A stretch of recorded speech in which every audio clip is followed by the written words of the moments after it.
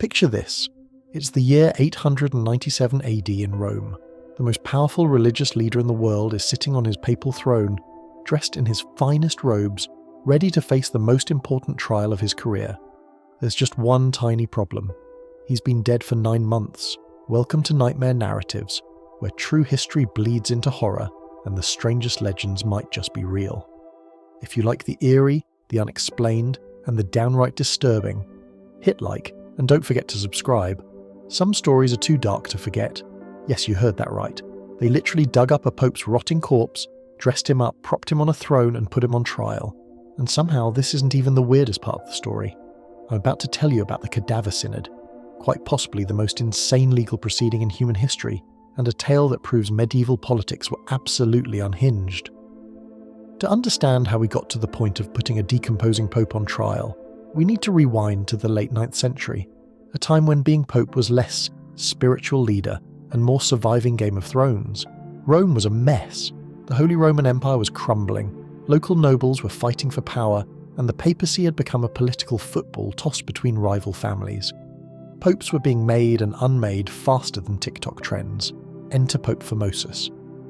Now, Formosus, which ironically means beautiful in Latin, became pope in 891 AD.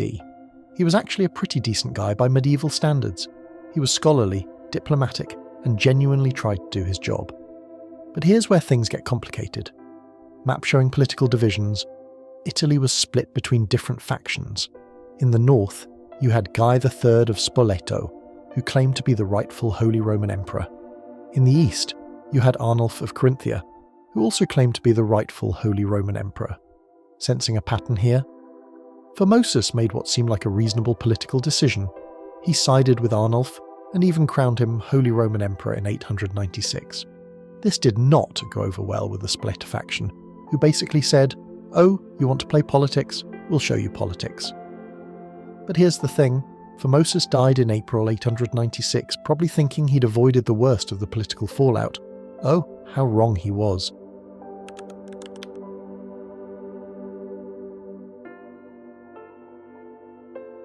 After Formosus died, there were 2 short-lived popes. Boniface VI lasted 15 days, and Stephen VI lasted... well, we'll get to that. Stephen VI was backed by the Spoleto faction, and he had a very specific grudge against his predecessor.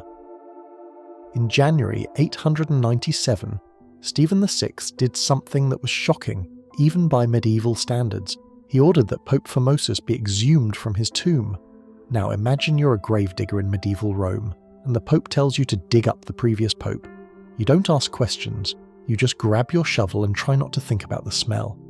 They dragged Formosus's 9-month-old corpse to the Lateran Palace and began the most surreal trial in history. They dressed the decomposing body in full papal vestments, complete with the pallium and papal crown. They propped him up on a throne in the papal court, and then, and I cannot stress how insane this is, they began to interrogate the corpse. Stephen VI, acting as both judge and prosecutor, would shout questions at the rotting remains. Why did you usurp the papal throne? Why did you crown Arnulf as emperor? Obviously Formosus didn't respond. He was, dead. So Stephen VI appointed a deacon to crouch behind the throne and answer for the corpse in a trembling voice, essentially throwing Formosus under the bus for every charge. The charges were seriously ridiculous. They accused Formosus of usurping the papal throne, even though he was legitimately elected, crowning Arnulf as emperor, which was literally his job as pope, moving between bishoprics, apparently a big no-no in medieval church law, and basically every political decision he'd made while alive. The trial lasted for days. Picture this courtroom, a ranting pope screaming at a decomposing corpse, while a terrified deacon squeaks out confessions from behind a throne, and the Roman nobility watches this absolute circus unfold. Unsurprisingly, the corpse was found guilty on all charges.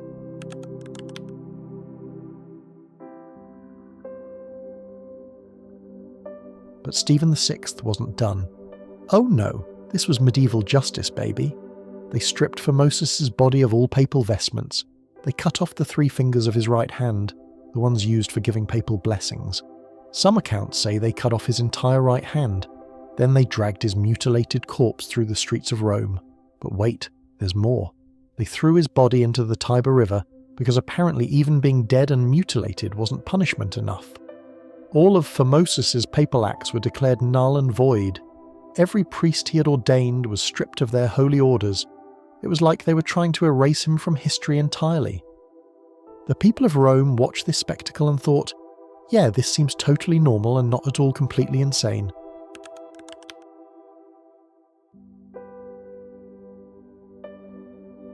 Actually, no, that's not what happened at all. The Roman people were absolutely horrified, even by medieval standards, and remember, these were people who thought trial by combat was a reasonable way to settle disputes. The Cadaver Synod was too much.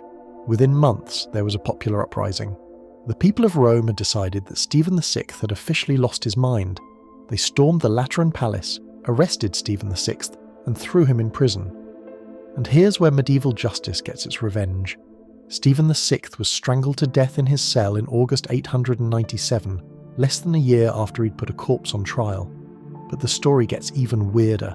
A fisherman found Formosus's body in the Tiber River. According to legend, the corpse was perfectly preserved and even performed miracles. The people brought it back to Rome and reburied it with full honours.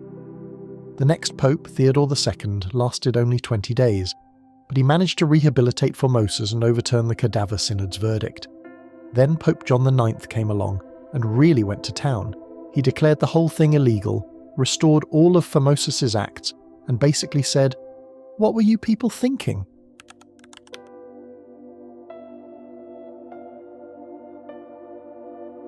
So what can we learn from the Cadaver Synod? Well, first, medieval politics were absolutely bonkers.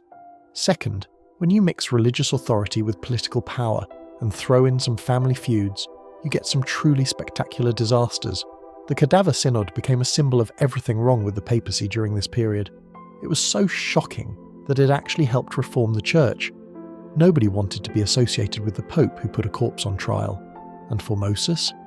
History has been much kinder to him than his immediate successors. He's remembered as a competent Pope who got caught up in political games beyond his control. Meanwhile, Stephen VI is remembered as the guy who was so crazy he put a dead body on trial. The next time you think modern politics are insane, just remember, at least nobody's digging up former presidents to put them on trial. Although, given how things are going, maybe don't give anyone ideas. Don't forget to subscribe for more bizarre historical stories that prove the past was somehow even weirder than the present. And let me know in the comments, what's the craziest historical event you've ever heard of? Because I guarantee it's probably not as crazy as a pope putting a corpse on trial.